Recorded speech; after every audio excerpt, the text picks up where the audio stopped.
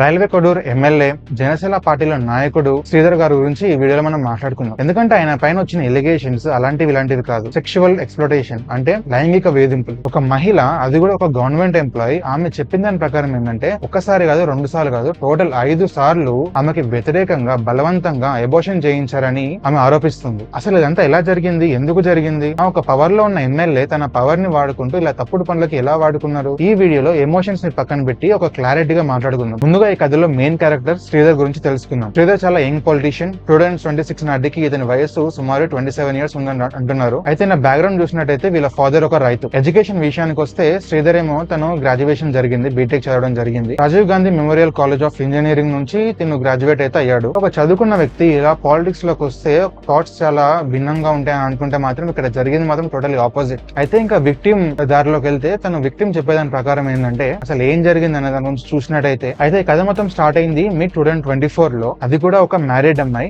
And ఈమె ఒక government employee కూడా. అది కూడా రైల్వే కొద్దూరు కాన్స్టిట్యూషన్ లో పనిచేస్తున్నారు. అయితే మనందరికీ తెలుసు గవర్నమెంట్ జాబ్స్ ట్రాన్స్ఫర్ అయ్యే విషయంలో కానివ్వండి, లేదా ఉన్నత పొజిషన్ కోసం కానివ్వండి, లోకల్ ఎమ్మెల్యే రికమెండేషన్ కోసం కానీ, లేదా వాళ్ళ హెల్ప్ కోసం కానీ ఎమ్మెల్యే దగ్గరికి అయితే వెళ్ళడం సహజం ఎవరైనా గవర్నమెంట్ ఆఫీషియల్స్. అయితే అదే ప్రాసెస్ లో ఈ అమ్మాయి కూడా ట్రాన్స్ఫర్ గురించో లేదా బెటర్ పొజిషన్ కోసమో హెల్ప్ కోసం ఈ శ్రీధర్ గారి దగ్గరికి అయితే వెళ్ళడం జరిగింది. ఈమె పాయింట్ ఆఫ్ వ్యూ లో చూస్తే ఎమ్మెల్యే కదా హెల్ప్ చేస్తారేమో అని వెళ్ళింది. కానీ ఇక్కడ గ్రూమింగ్ స్టార్ట్ అయింది.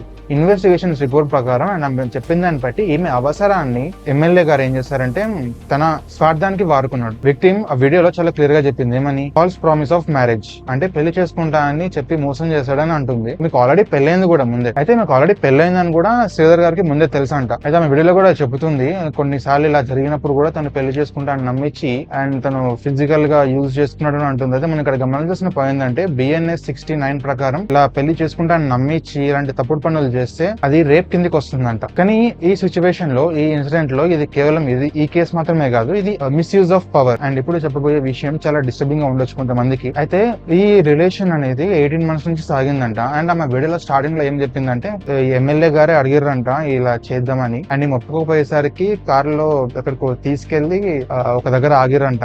అండ్ స్టార్ట్ చేద్దామని అడిగినప్పుడు వద్దు, ఆమె కార్ డోర్ తీసి వెళ్ళిపోయే క్రమంలో జుట్టు పట్టుకుని లాగి కొట్టి మరి బలవంతంగా తప్పుడు పని చేశారని అంటుంది. అండ్ అలాగే ఈ రిలేషన్ అనేది మొత్తం ఇట్లానే 1.8 years వరకు సాగింది. మధ్యలో ఈమెకి ఫస్ట్ టైం ప్రెగ్నెన్సీ వచ్చినప్పుడే ఏమైందంటే తను చెప్పిందంట ఆమె ఎమ్మెల్యే గారికి ఫోన్ చేసి అది అంతా అవసరం లేదు, నువ్వు అబార్ట్ చేయించుకొని అతను చెప్పడం జరిగిందంట.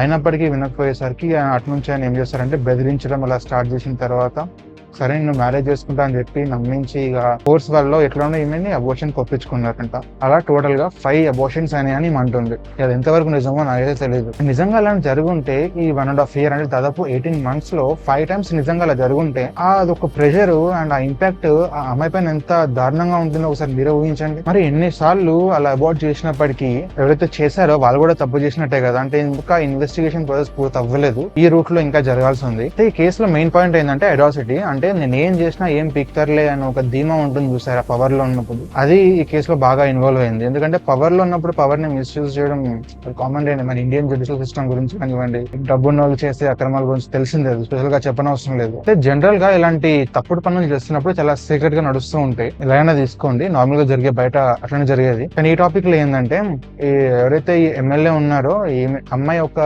భర్తకు కూడా ఫోన్ చేసి మమ్మల్ని వదిలే, డైవర్సిటీ చేసి మేము చూసుకుంటాం, వదిలే, ఇట్లా చేసి నేను బెదిరించడం, పిల్లల్ని చంపేస్తాను బెదిరించడం కూడా స్టార్ట్ చేశారంట. అండ్ రిపోర్ట్స్ ప్రకారం కూడా మా హస్బెండ్ కి చంపేస్తా అని వార్నింగ్స్ కూడా ఇవ్వడం జరిగిందని అంటున్నారు. సరే, ఇలాంటి దారుణమైన ఆరోపణలు ఎమ్మెల్యే గారి పైన వచ్చాయి కదా.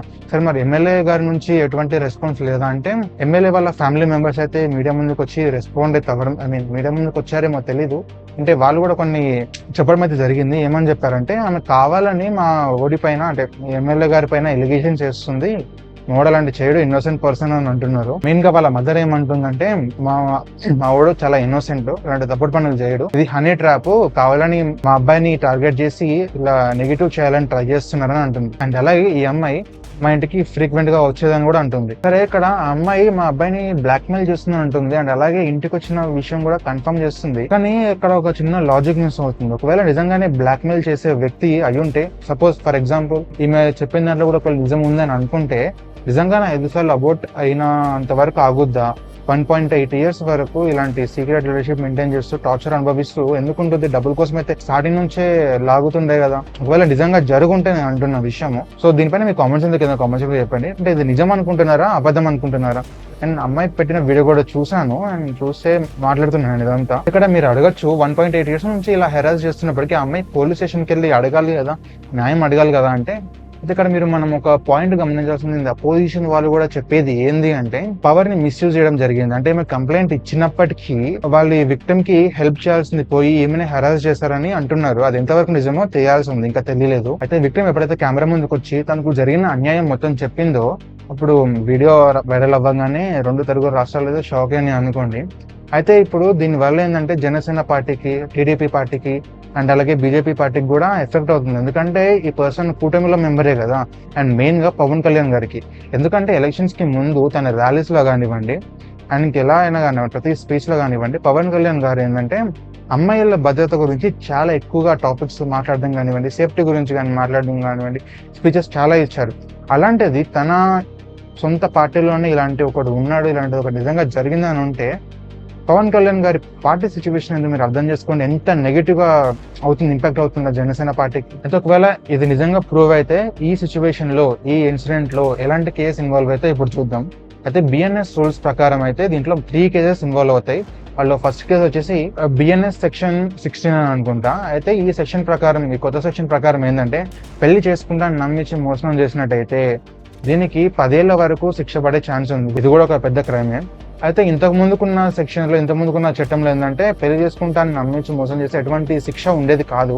ఈ కొత్త సెక్షన్ లో అది పెట్టడం జరిగింది, సెక్షన్ 64. ఈ సెక్షన్ ప్రకారం ఏంటంటే తన పర్మిషన్ లేకుండా ఫిజికల్ గా కాంటాక్ట్ అవ్వడం కానీ లేదా బెదిరించి పర్మిషన్ తీసుకొని ఫిజికల్ గా చేయడం కానివ్వండి, ఇవన్నీ రేప్ కిందకే వస్తాయి. ఎందుకంటే భయపెట్టి పర్మిషన్ తీసుకుంటే అది నిజంగా పర్మిషన్ వచ్చినట్టు కాదు. ఇంకా బిఎన్ఎస్ 89 ఫోర్స్డ్ అబార్షన్, ఎందుకంటే 5 times వీడియో చెప్పిన ప్రకారం 5 times అబార్ట్ అయిందని అంటుంది కదా. ఒకవేళ నిజమైతే ఈ సెక్షన్ కూడా వర్తిస్తుంది. ఎందుకంటే మన ఇండియాలో ఫోర్స్ఫుల్ గా అమ్మాయికి ఇష్టం లేకుండా ఎటువంటి పని చేసినా అది ఇల్లీగల్. నేను ముందు చెప్పినట్టే ఈ ఇన్సిడెంట్ వల్ల ఏంటంటే జనసేన పార్టీకి మెయిన్ గా ఇంపాక్ట్ జరుగుతుంది. ఎందుకంటే మెయిన్ మెంబర్ అతనే కాబట్టి. అండ్ మెయిన్ గా పవన్ కళ్యాణ్ గారి స్పీచెస్ కానివ్వండి వీటి వల్ల కూడా చాలా పెద్ద ఇంపాక్ట్ ఉంటుంది. ఎందుకంటే తన పార్టీలో ఉన్న ఒక నలుగురు ఇలాంటి ఒక దరిద్రమైన పని నిజంగా జరిగింది అని ప్రూవ్ అయితే ఒక మచ్చగా మిగిలిపోతుంది. అయితే జరిగిన డ్యామేజ్ ని కవర్ చేయడానికి అయితే కొన్ని స్టెప్స్ అయితే తీసుకున్నారు. ఏంటంటే ఇమీడియట్ గా ఇతన్ని పార్టీ సంబంధించిన ఇన్ఫర్మేషన్ లో పన్నులలో కలపొద్దని అండ్ 3-member కమిటీని ఫామ్ చేసి ఈ విషయం గురించి మొత్తం